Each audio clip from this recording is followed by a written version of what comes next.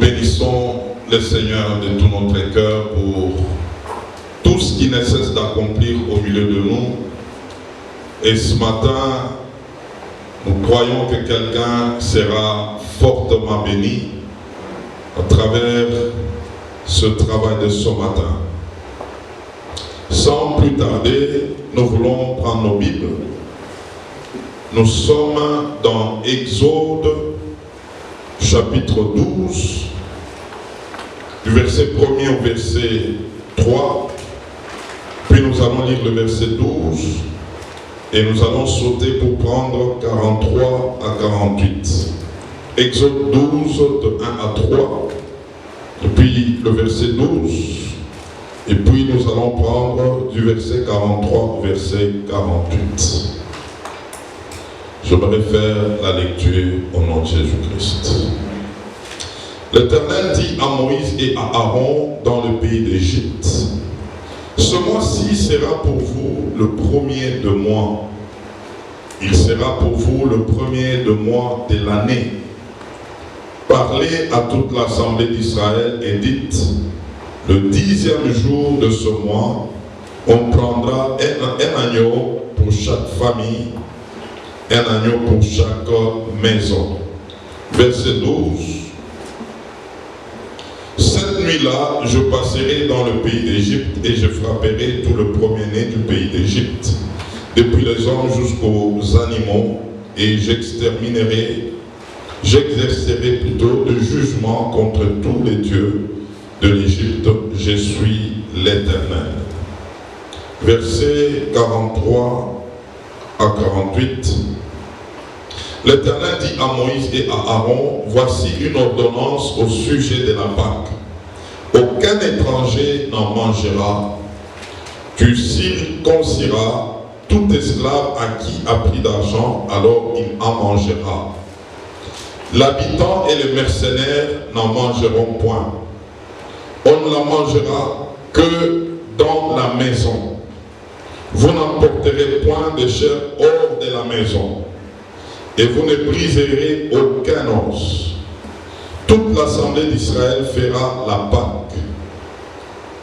Si un étranger en séjour chez toi veut faire la Pâque de l'Éternel, tout mâle de sa maison devra être circoncis. Alors il s'approchera pour la faire, et il sera comme l'indigène, mais aucun incirconcis n'en mangera. Amen. Deutéronome chapitre 10, verset 16. Deutéronome chapitre 10, verset 16.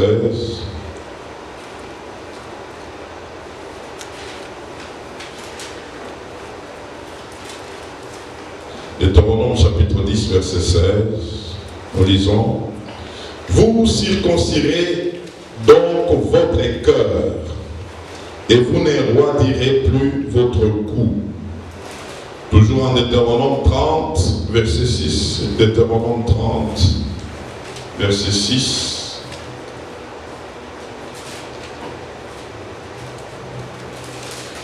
Deutéronome 30, verset 6. L'Éternel ton Dieu circoncira ton cœur et le cœur de ta postérité, et tu aimeras l'Éternel ton Dieu de tout ton cœur et de toute ton âme, afin que tu vives. Amen. Nous prenons encore Romains chapitre 2, versets 28 à 29. Romains chapitre 2, versets 28 à 29. Les Juifs, ce n'est pas celui qui en a le dehors, et la circoncision n'est pas celle qui est visible dans la chair. Mais le Juif, c'est celui qui l'est intérieurement, et la circoncision, c'est celle du cœur, selon l'esprit et non selon la lettre. La louange de ces Juifs ne vient pas des hommes, mais de Dieu. Amen. Et nous terminons avec Philippiens chapitre 3 plutôt, versets 2 à 3. Philippiens chapitre 3 et le verset 2 et 3. Prenez garde aux chiens, prenez garde aux mauvais ouvriers, Prenez garde aux faux circoncis, car les circoncis, c'est nous qui rendons à Dieu notre culte par l'Esprit de Dieu, qui nous glorifions en Jésus-Christ et qui ne mettons point notre confiance en la chair. Amen. Nous démarrons notre séminaire et c'est un séminaire d'enseignement où nous intitulons comme thème la célébration de la Pâque. La célébration de la Pâque. Et donc aujourd'hui, nous voulons répondre à quelques questions qui vont déjà nous positionner pour les séances prochaines.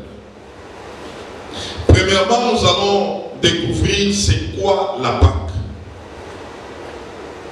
Deuxièmement, nous allons comprendre qui est censé prendre part à la Pâque. Et troisièmement, où passera la Pâque?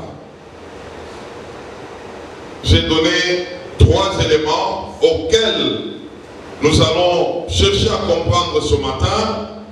Premièrement, c'est quoi la Pâque? Deuxièmement, qui est censé prendre part à la Pâque? Et troisièmement, où se passera la Pâque? Sans plus tarder, nous voulons déjà commencer le premier point. C'est quoi la Pâque?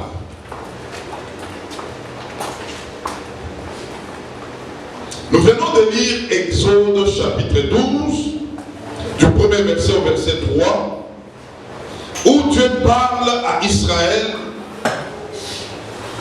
Israël, par rapport à notre calendrier, était au 4e mois, pouvons dire entre mars et avril.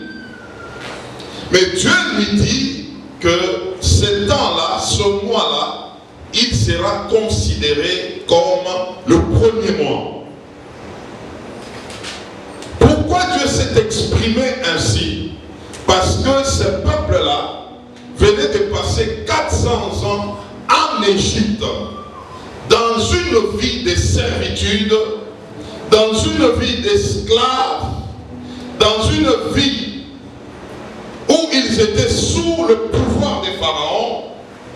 Ils étaient en train de pleurer, ils étaient en train de gémir.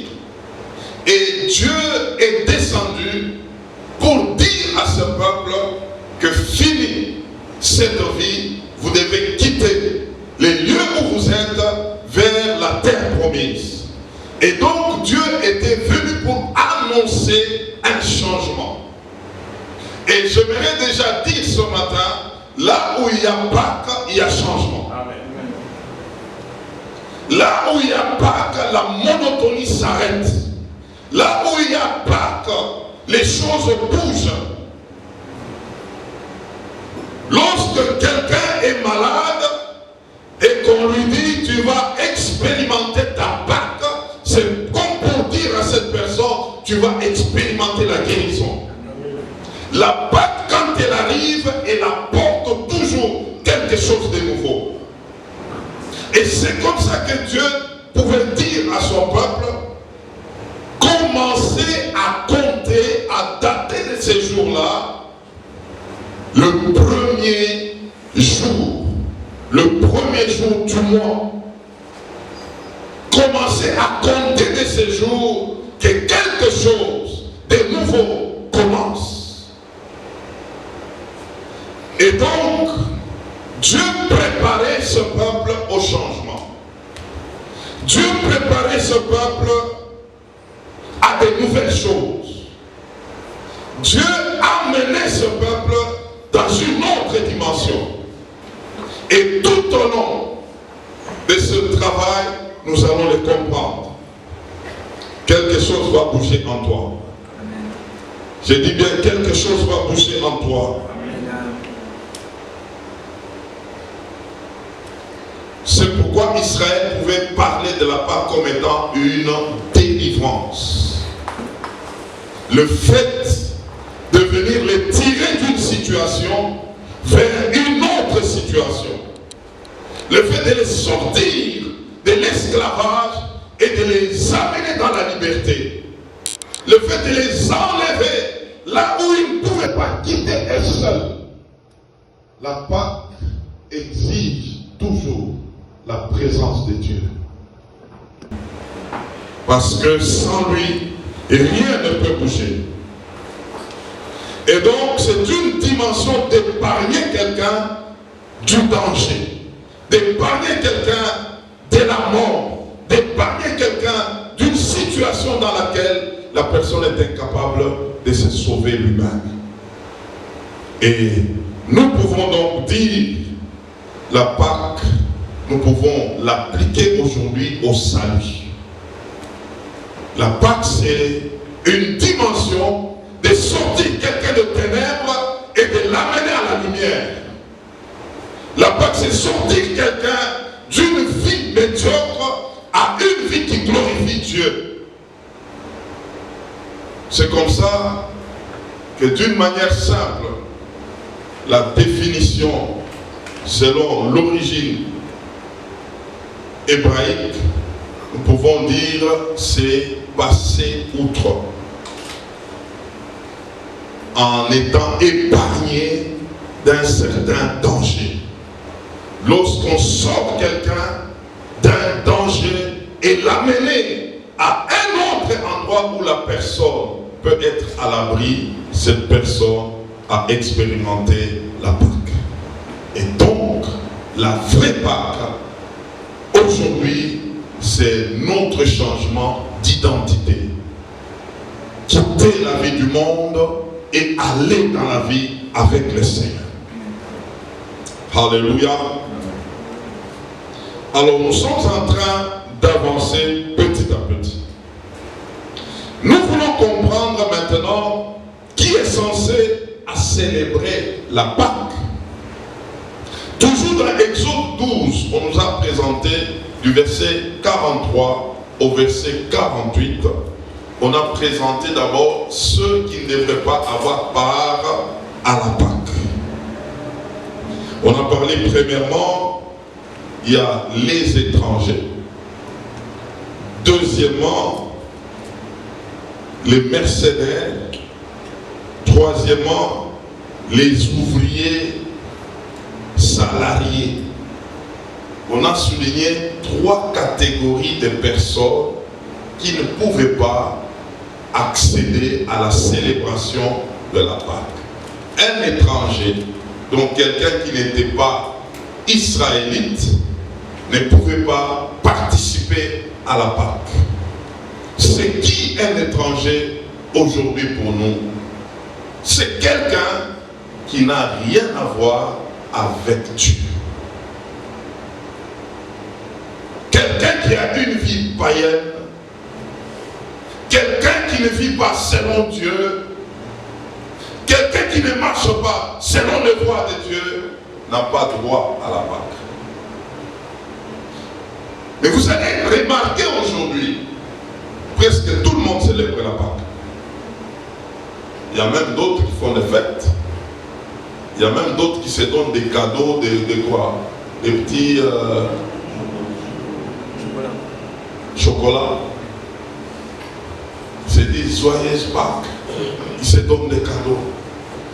Et pendant qu'ils sont étrangers aux choses de Dieu, là ils ne célèbrent pas la Pâque. Ils sont en train de célébrer autre chose que la Pâque. Ce n'est pas une affaire de ceux qui ne connaissent pas Dieu. De ceux qui sont loin de Dieu. Ce n'est pas leur affaire. Deuxièmement, on nous parle de ceux qui ne sont pas des résidents, des visiteurs. Vous savez, il y a des gens qui viennent chez Dieu comme pour visiter Dieu. Toute sa vie n'est pas en Dieu. Il marche tantôt plus tôt. Aujourd'hui, il se donne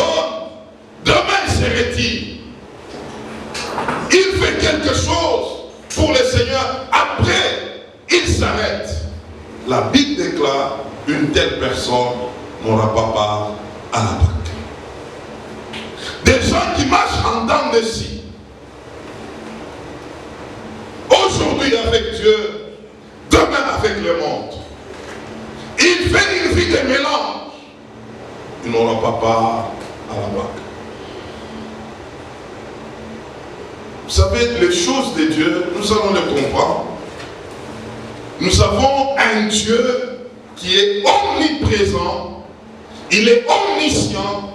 C'est qu'il connaît toutes choses. Il connaît toute personne. Et c'est comme ça que tout ce que nous pouvons faire, lui-même est en train de nous évaluer. C'est comme ça que quand nous faisons les choses avec Dieu, nous devons nous rassurer que nous les faisons selon Dieu. Parce que les seigneurs pour lesquels nous servons, il est omniscient, il est omnipotent, il connaît toutes choses. On peut faire un travail devant un homme, mais Dieu, lui, voit et il sait évaluer l'apport de chacun. Et on nous a parlé troisièmement les visiteurs, ou plutôt les salariés, des gens qui travaillent pour leur propre intérêt. C'est que quand il se donne, il sait qu'il aura.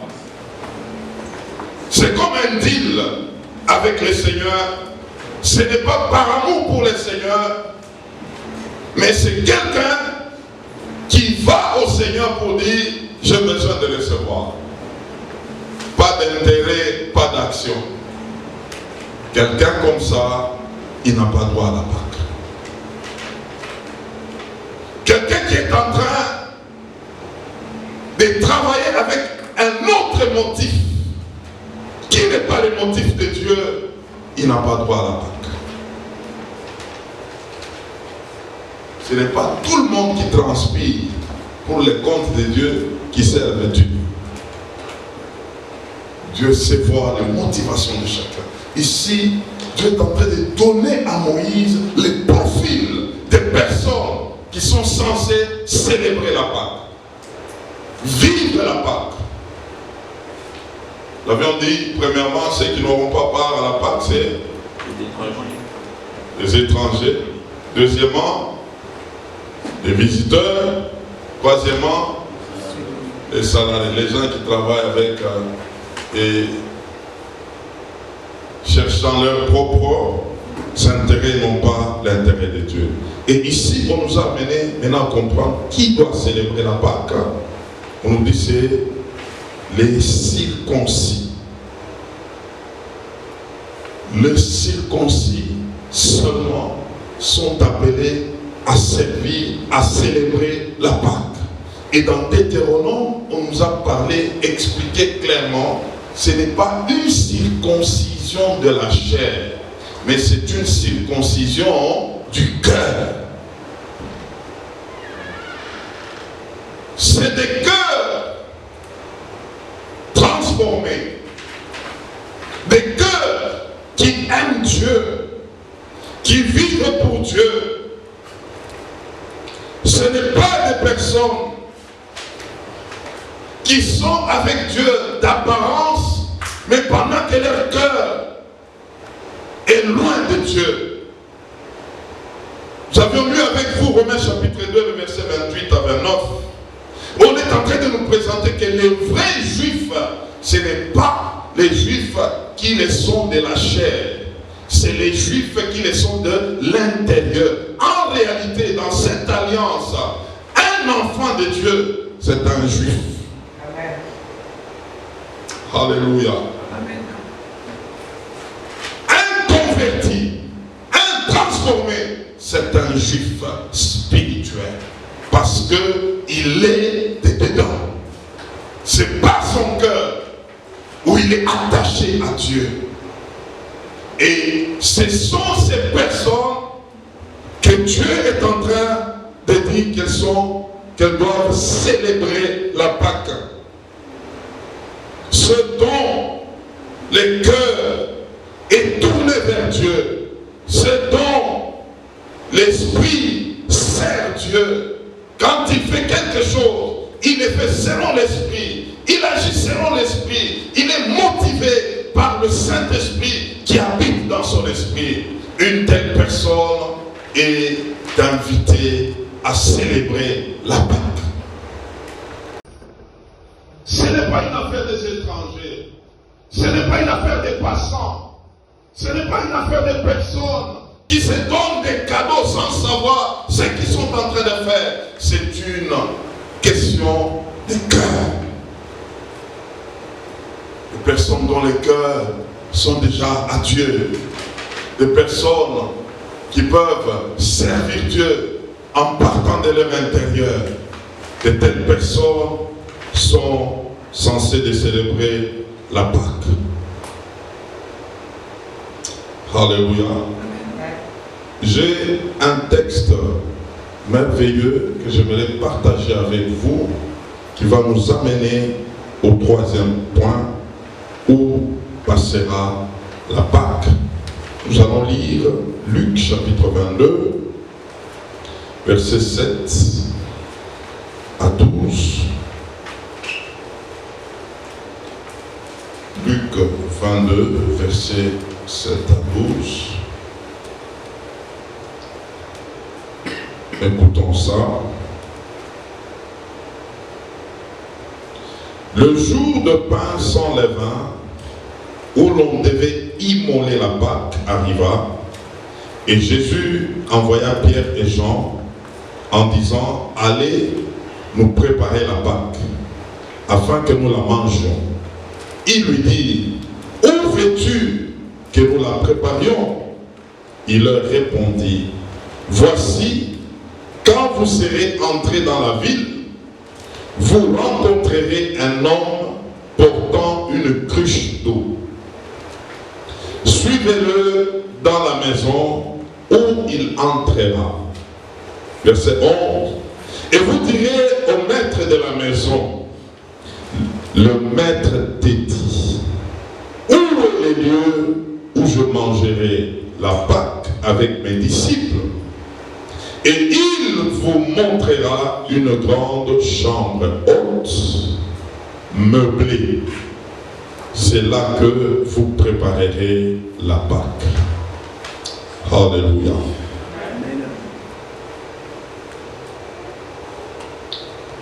Les disciples ont posé la question à Jésus concernant les lieux où la Pâque doit être célébrée.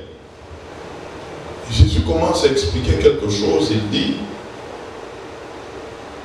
il envoie quelqu'un en lui disant, tu vas aller dans la rue, tu vas rencontrer un homme qui va porter une cruche sur sa tête. Suis cet homme, entre dans sa maison et tu vas poser la question au maître de la maison, où est-ce qu'on va préparer la Pâque? Et le maître de la maison va te montrer les lieux. Ça sera dans une chambre haute. Et cette chambre, ce sera une chambre meublée. Alléluia. Suivez-moi très bien.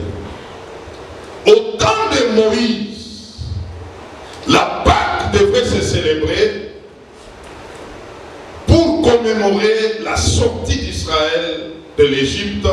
Et Dieu avait dit, vous irez me servir au désert, et c'est comme ça que vous allez prendre des choses en Égypte pour aller me servir avec. Et Dieu a fait que Israël puisse trouver grâce. Et Israël a pris beaucoup de choses, des richesses, de l'or, de l'argent, beaucoup de biens. Israël est sorti avec beaucoup de choses pour aller servir les seigneurs dans le désert. C'est là même que Dieu avait organisé les choses pour que Israël puisse construire le tabernacle, la maison de Dieu, pour que dans cette maison, Israël commence à célébrer les seigneurs. C'était des choses qu'on pouvait voir, qu'ils ont pris de l'Égypte, ils ont amené vers le désert, ils ont traversé la mer Rouge. avec tous ces biens, ils sont arrivés au désert. Il manquait de rien. Il y avait de l'or, il y avait de l'argent, il y avait toutes ces choses. Ils ont construit le tabernacle. Ils ont commencé à célébrer. Ils ont commencé à servir le Seigneur. Mais Jésus, ici, on lui pose la question. Suivez-moi très bien. Où est-ce que nous allons célébrer la Pâque? Jésus pointe quelqu'un qui va vous amener dans une maison. Et vous entrerez dans cette maison. Vous allez trouver que dans cette maison, il y a une chambre haute. Et dans cette chambre haute, ce sera une chambre meublée. Bien meublée. Et vous entrerez là-bas. C'est là que la Pâque doit se célébrer. Au temps de Moïse, ce n'était pas comme ça. C'était avec des biens qu'on pouvait voir, qu'on pouvait palper. Et Dieu avait donné la mesure de ce tabernacle. Les histoires qu'il fallait faire, construire le tabernacle. Mais au temps de Jésus, il dirige quelqu'un vers une maison. Alors on va découvrir quelque chose ce matin. Lisons Hébreux chapitre 3, verset 5 à 6. Où est-ce que nous allons célébrer la Pâque? Est-ce dans une église? Est-ce dans un bâtiment? Où est-ce que nous allons célébrer la Pâque? Écoutez Hébreux chapitre 3, versets 5 et 6. Pour Moïse, il a été fidèle dans toute la maison de Dieu, comme serviteur pour rendre témoignage de ce qui devrait être annoncé. Verset 6. Mais Christ l'est comme fils sur sa maison, et sa maison, c'est nous. Pourvu que nous retenions jusqu'à la fin la ferme confiance et l'espérance dont nous nous glorifions. Jésus a conduit ses disciples. En réalité, il voulait dire à ses disciples que l'affaire de la Pâque doit se passer dans une maison. Et cette maison, c'est vous. Amen. Tu es cette maison dans laquelle la Pâque doit se célébrer. Amen. Autrefois, c'était dans les tabernacles, mais maintenant, la Pâque ne se célèbre pas dans une maison où des gens arrivent, commencent à fêter, à manger. La Pâque et la vraie, c'est en toi. C'est toi la maison de Dieu. Est-ce que tu le sais que tu es cette maison de Dieu?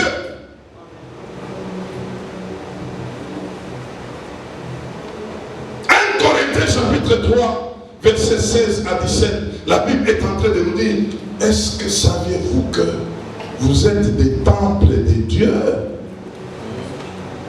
Tu es la maison de Dieu. Tu es le temple du Saint-Esprit. C'est en toi que le Seigneur veut célébrer la Pâque.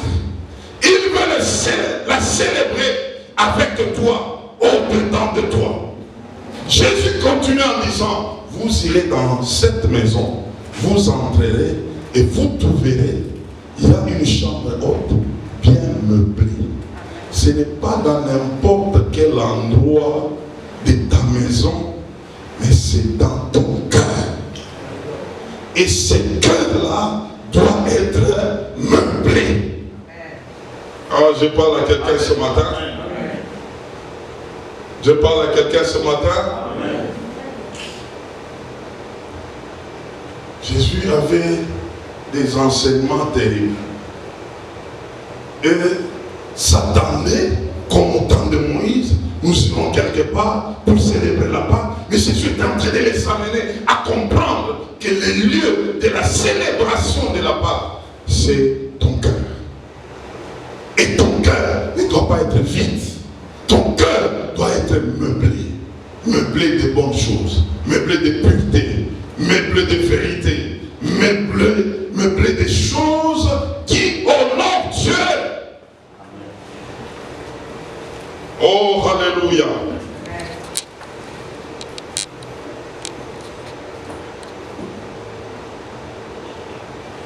Alors Paul continue dans 1 Corinthiens chapitre 5, du verset 7 au verset 8. Il nous dit quelque chose. 1 Corinthiens chapitre 5, du verset 7 au verset 8. La Bible nous dit: faites disparaître les vieux levains, afin que vous soyez une pâte nouvelle, puisque vous êtes sans levain, car Christ notre Pâque a été immolé. Célébrons donc la fête non avec du vieux levain, non avec un levain de malice et de méchanceté, mais avec le pain sans levain de la pureté et de la vérité. Amen. Amen. Vous savez, ce matin, j'aimerais vous parler du cœur. Le cœur, c'est un champ. Et l'homme, c'est le cœur. Lorsque quelqu'un ne maîtrise pas son cœur, il lui sera difficile de marcher avec Dieu.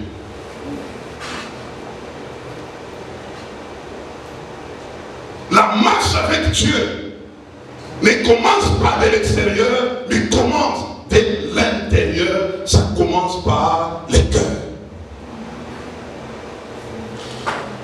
Le cœur, c'est tout un champ. C'est tout un monde. Quelqu'un peut être ici, mais dans son cœur, il est aux États-Unis. Dans son cœur, il est en Afrique. Le cœur est profond. Le cœur a la profondeur. Lorsque ce cœur n'est pas totalement à Dieu, il peut conduire quelqu'un dans plusieurs directions. Quelqu'un peut servir Dieu, quelqu'un peut servir le monde, quelqu'un peut servir le monde. La même personne le fait sans problème à partir de son cœur. Le cœur, c'est un monde. Le cœur enferme beaucoup de choses.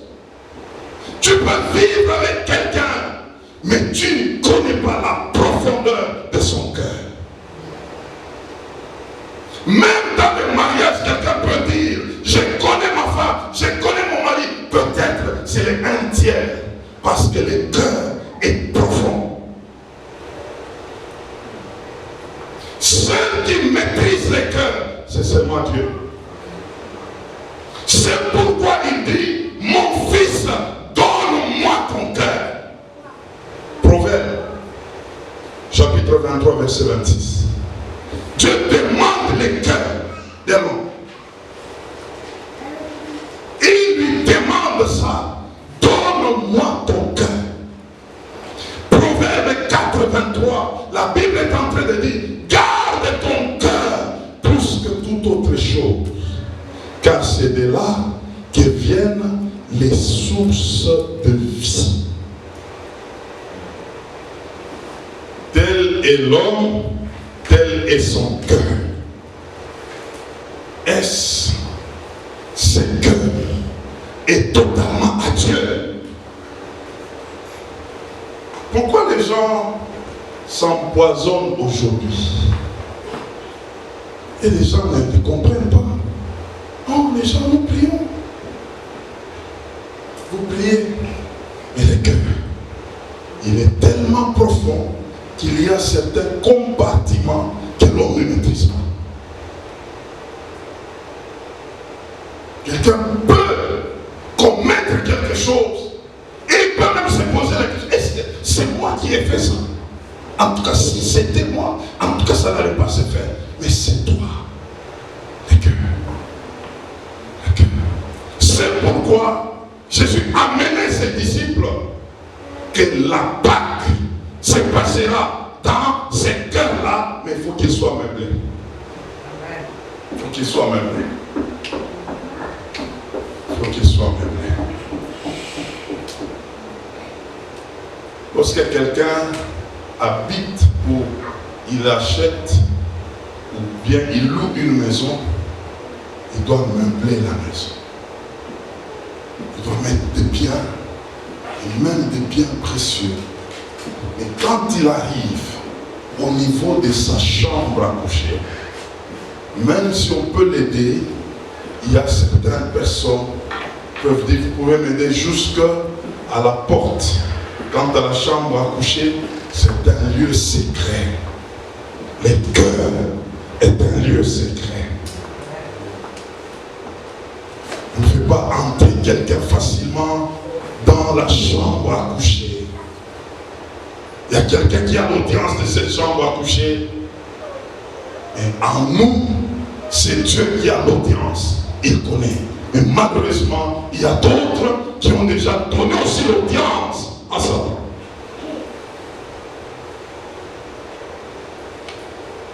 Tu veux aller loin avec Dieu, commence à travailler ton cœur. Laisse ton cœur s'ouvrir. Sois vrai. Par ton cœur, tu iras loin avec Dieu. Tu iras loin avec Dieu. Vous savez, il y a des choses qui se passent. Les gens peuvent être ensemble, mais en train de faire du théâtre. Vous savez, le théâtre de la vie, c'est quoi? Quelqu'un peut dire quelque chose, mais le cœur ne dit pas ça. Et vous êtes ensemble, vous avancez. Quelqu'un dit quelque chose, quelqu'un fait quelque chose, mais en réalité, ce n'est pas ça. Mais ce sont maintenant les défis, les adversités qui feront que quelqu'un se dévoile. Le vrai problème, c'est quoi? Il n'a pas donné le cœur. Il n'a pas donné le cœur. Quelqu'un peut tout te donner, il peut donner autant de choses, mais quant au cœur, si quelqu'un te donne son cœur, c'est que tu mérites que ce cœur-là te soit donné. Parce que le cœur renferme beaucoup de choses. Je suis en train de nous préparer. Matthieu chapitre 5, verset 8, la Bible déclare, heureux les cœurs purs, car ils verront Dieu. La pureté du cœur nous amène à voir Dieu. Lorsqu'on commence à faire attention à chaque mouvement du cœur, on commence à avancer. On est en train d'avancer. Alléluia. Je peux parler encore? Vous savez qu'il y a des gens, ils peuvent haïr, mais sans cause. Tu poses seulement la question, mais pourquoi tu n'aimes pas tel? Je n'aime pas. Mais pourquoi tu n'aimes pas? Bon, je ne sais pas. Mais il se fait que moi, je ne l'aime pas.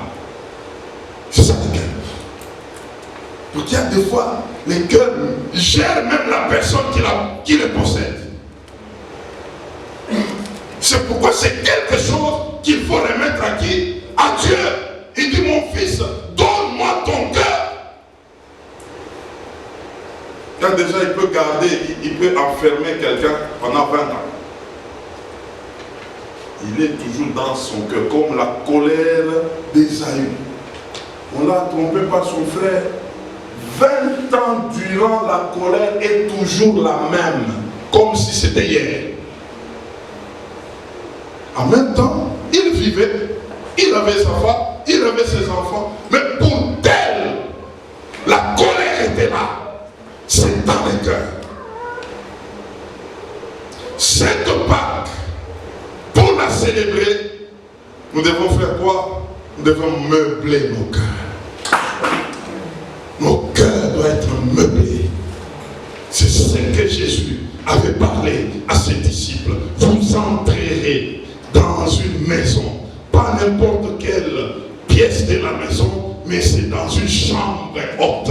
Le cœur se trouve dans la chambre haute. La chambre haute, c'est ça ton esprit. c'est là-dedans qu'il faut faire quoi? Commencer à meubler. À meubler.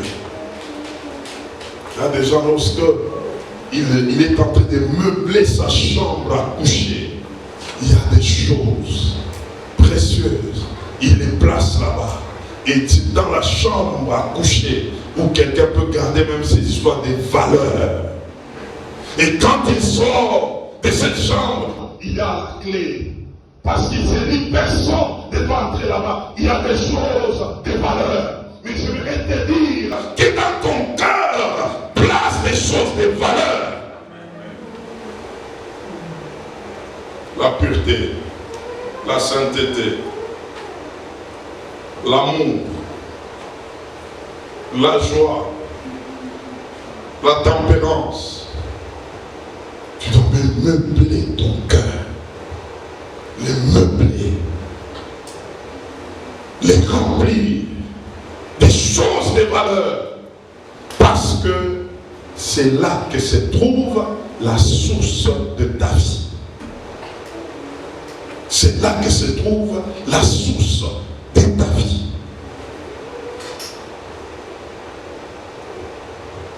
Alors ce matin,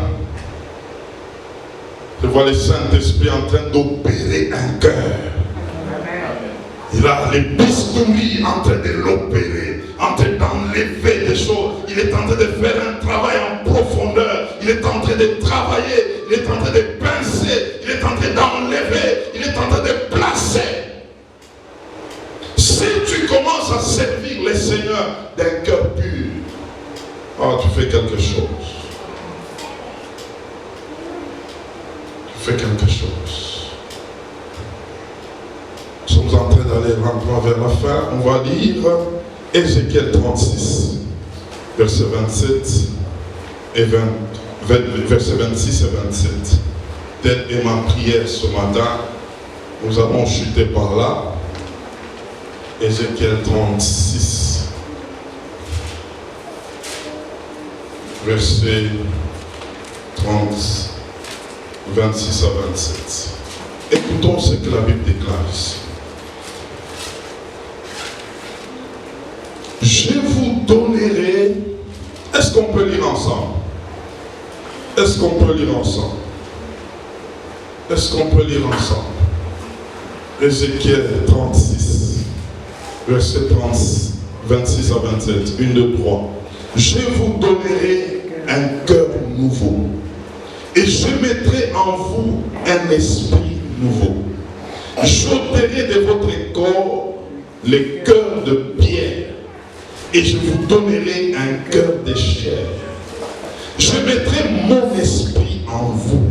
Et je ferai en sorte que vous suiviez mes ordonnances et que vous observiez et pratiquiez mes lois. Alléluia. Amen. Il n'y a que Dieu qui peut transformer un cœur. Amen. Il n'y a que Dieu. Amen. C'est tu l'affaire de Dieu. Frère, sœur, écoutez-moi.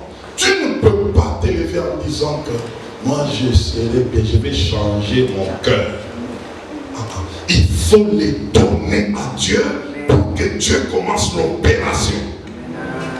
Pour que lui-même prenne les bistouris et il commence à travailler là-dedans. C'est pourquoi il te demande, mon fils, donne-moi ton cœur. Je suis venu ce matin pour te dire, dans ce travail, commençons d'abord à donner mon cœur à Dieu. Remets ton cœur à Dieu. Remets ton intérieur à Dieu. Sois devant Dieu comme quelqu'un qui s'ouvre en disant, je suis là. Fais de moi ce que tu veux. Amen. Quelqu'un qui te connaît mieux, ce n'est que Dieu.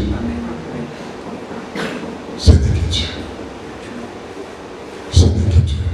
Et c'est comme ça qu'il est en train de dire que lui-même va te donner un cœur. Lui-même va te donner un esprit nouveau. Et ces choses sont valables, sont possibles lorsque quelqu'un célèbre la Pâque. C'est-à-dire passer d'une vie ancienne à une nouveauté de vie. Et c'est par là que Dieu commencera à faire ces choses-là.